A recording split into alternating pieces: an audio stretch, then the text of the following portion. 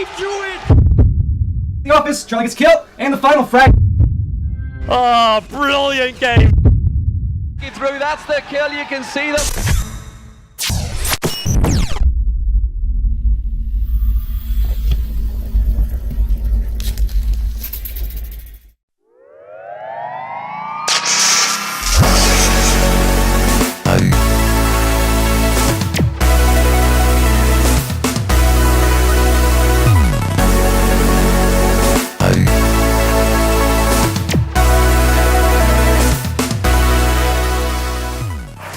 All right, hey guys, welcome back to TangoLive. This is now week 7. Yeah, week 7. Same format as last week. This is going to be our format from normal, from now on, rather. Jeez, I can talk. So I think we're going to start off with some everything Tango news. And Eric, if you want to take that over. All things Tango. Alright guys, recruiting has been on the rise again, which may or may not have been pressure from Papa Ballin. He got a little angry at some people, I say some people, I mean everybody, about not recruiting, so we picked it up there. So keep it up, guys. Venezuela, which is a faction of Minecraft, sort of really popular, they have joined forces with us, so they are now Tango members. So a big hearty welcome to them. Keeping on Minecraft, our Minecraft leader APN and his staff have been very busy with the release of 2 popular mods, Factions and Skyblock. Factions is much like a clan war where you can make a clan, wage wars against other clans, or strike up alliances. You build a stronghold, and the clan with the most kills has the most land. And Skyblock is a challenge where you have just an island and must survive off basic food, only 25 blocks and a few items. You have objectives to complete, which in turn gives you money that you can use to buy rare items. So that's what's going on with Tango. No update on Tango servers; they're still in the process, and all the servers seem to be running smooth. VoidOps is now the leader of the Jewbreak division, and he has been doing a fine job thus far. So there's that. Very good. The Minecraft thing sounds pretty cool. I haven't been playing Minecraft in God knows how long. I've never played Minecraft. No offense to them, but I never plan on playing Minecraft. It's kind of niche thing. Like you have to like it when you go to start into it. I didn't like it at first, like the idea of it. But once I started playing, like I started to get into it. I haven't played it in a very long time, but I might hop on again to go check those out. All right, guys, and our member of the week is drumroll. Just kidding. Fuck drum rolls. It's IU Designs. Yes, claps. He hails from Michigan in the United States. He got started in graphic design about 5 years ago, and he got started because he wanted to make a sick Steam group avatar for his clan. He went to the graphics forum and requested one. They made something he liked, and he was really happy with it, so he joined that graphics forums, installed Photoshop, and here he is now. He uses Cinema 4D, Photoshop, and he's used Illustrator before, but doesn't really use it anymore. And his favorite color is blue. Well, Cinema 4D, I've never actually heard of that one. I don't use it myself, but you can make some really cool 3D logos in it. So. Oh, cool. Yep. So, congratulations, IU Designs. And now we will move on to tech news. So, OrangePulse. So for tech news today, we're talking about Steam. Steam's doing some cool stuff with their tech stuff. I mean, we got the Steam box came out a little while ago. They're looking at making a VR system to come over. What's the current VR thing? Oh shoot! Put me on the spot. Yeah. Oh. I know what it is too, because a lot of people have been using it, but I don't remember what it's called. Let me Google it.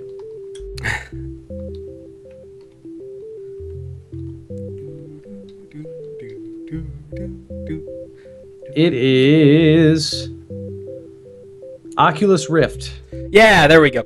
Oculus Rift Dev 2 came out a little while ago, and that's been the big, huge pinnacle of VR shit as of recent. So Steam is like, you know what? Fuck you guys. We're gonna do our own shit. So, Of course. So they're starting to do VR system, which I'm assuming will also work with the Steam box. That way you can just kind of sit down on your couch and use VR and look weird, but you know, it's everybody's own personal deal with that. They're also coming out with Source 2. I don't know if anybody's heard the news of that. That's been around for a little while now, but they're going to be doing Source 2 for their games and releasing a dev kit for that so people can use that. It should streamline a lot of stuff. It'll make things work better, look better. Physics are going to be awesome, you know. Blah, blah, blah, blah, blah, blah, blah, blah, blah, dev crap that I don't know, so I'm sorry about that. But they're also talking about releasing, let me find the name here, Steam Link. Now, Steam Link is essentially like using Twitch to play games. What it is it's a box you're going to set up on your computer or next to your computer. You know, you plug it in, you do all your configuration shit, and then you have one computer in your house that would be able to run the games and stream them, like if you were going to stream them to Twitch. Mm-hmm. And then you would be able to link that up to another computer so you can play it on another computer, like like if you have a laptop and you want to go sit somewhere in your house or something like that and you want to play a game on your laptop, you can have your other computer process all that information and stream it to the other computer, and then you could play it on that other computer. Oh, wow. It's set up to be a very low latency program. It's supposed to work really, really well.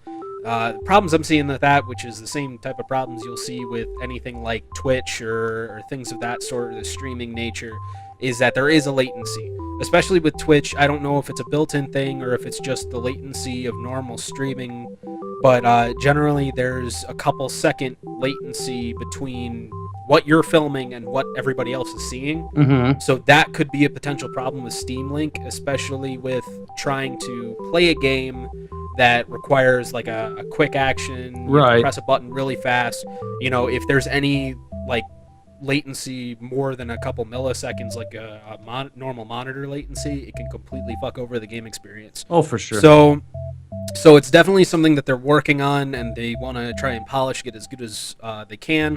The set starting price is $50 in the US. International prices are to be determined, and it's looking to come out towards the end of the year when all of the big game sales are going to be coming out. So that's an interesting thing to look at if you're interested in it. Me personally, I've got my computer here. This is what I use for everything, so it's not my cup of tea. But for those who are looking for that sort of a thing or interested in that sort of a thing, Steam has a solution for a very low price, so yeah, good thing to look at. $50, that's not too bad. Not at all. So now we're going to be moving from tech news onto competitive news, and back to you, Eric. All right, CSGO news and notes.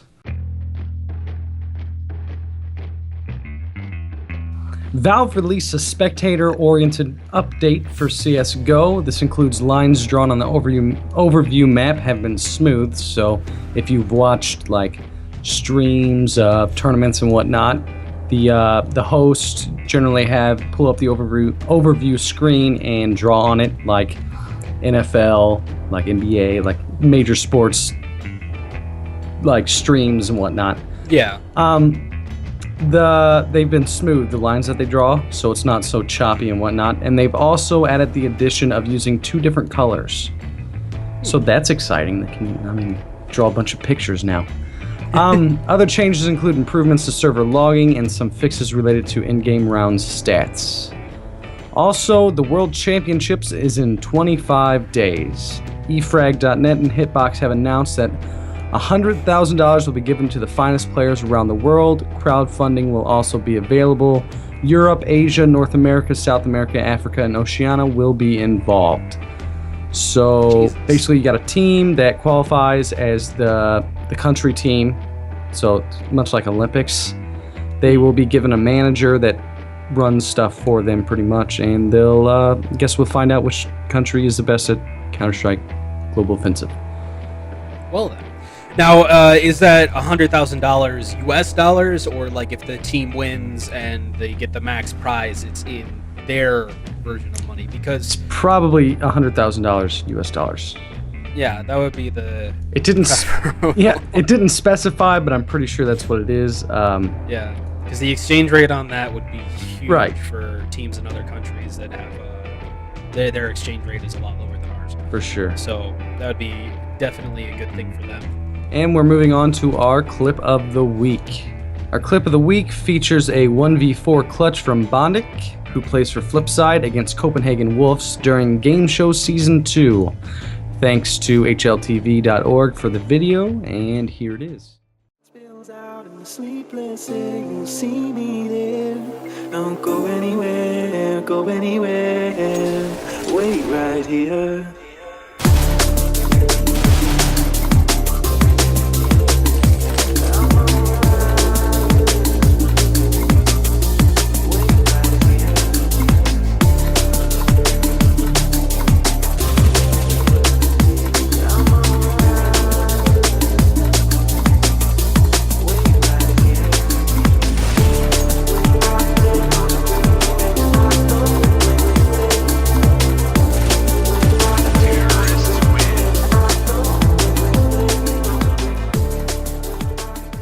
And as you can see, guys, Bondic comes out of Boiler, gets a headshot with a pistol, immediately on truck side, picks up the guy's Silent Sim 4. He tracks back towards mid and kills the guy in Boiler that was, I guess, following behind him. And then comes around towards Arch side, gets a kill after the op shot misses, and then eventually wraps around back to mid and gets the final kill. A big 1v4 clutch. I'm not sure if they won that match or not, but regardless, awesome job from Bondic. Very nice. Very nice editing job from HLTV. They cleared that clip up, made it look really, really nice. I enjoyed that just as much as the clip itself. So. Oh yeah, for sure. Alrighty. So is that it for comp news? That's it for comp news. Alright, so we're going to move into some video game news. So for video game news, we have a little bit of a shorter thing this week. Wolfenstein is getting another game reboot, or not reboot, but another game release rather. It's set for some time in 2015. It's called Wolfenstein: The Old Blood. It's set prior to the events of the New Order, and the game is set to be an expansion-sized standalone, so essentially it's more like a couple-level DLC that's getting its own version of the game, like they did with Assassin's Creed, Far Cry, and things of that nature. Or, not Far Cry, Assassin's Creed Freedom Cry, rather. Jesus, I can talk. The two parts are going to be named Rudy Jaeger and the Den of Wolves, and The Dark Secrets of Helga von Schaub's. Huh. So it looks like, for those of you who are fans of Wolfenstein and have been liking the new reboot as of the New Order, they're bringing out a prequel to it that's going to be leading up to when he gets into the events of the New Order, going through the Nazi base and whatnot. So looks very cool. Check it out. And that's it for video game news. For sure. Like I said, this format that we're using is specifically used to streamline TangoLive, so it's not so long. So we're going to have shorter episodes. If you have a problem with that, I do not care. Makes it a hell of a lot easier on me when it comes to editing, and the both of us when it comes to finding shit to talk about without falling all over ourselves. And it's easy to watch. Yes, definitely. As for those who were liking the anime news, it is not gone forever. I am bringing it back next week with another short bit. We're going to try and keep it short like everything else. I just didn't have the time to find information for this week. So next week, look forward to some more anime news for those who are interested. And thanks for watching, guys. Have a good week. Thanks, guys. Take care.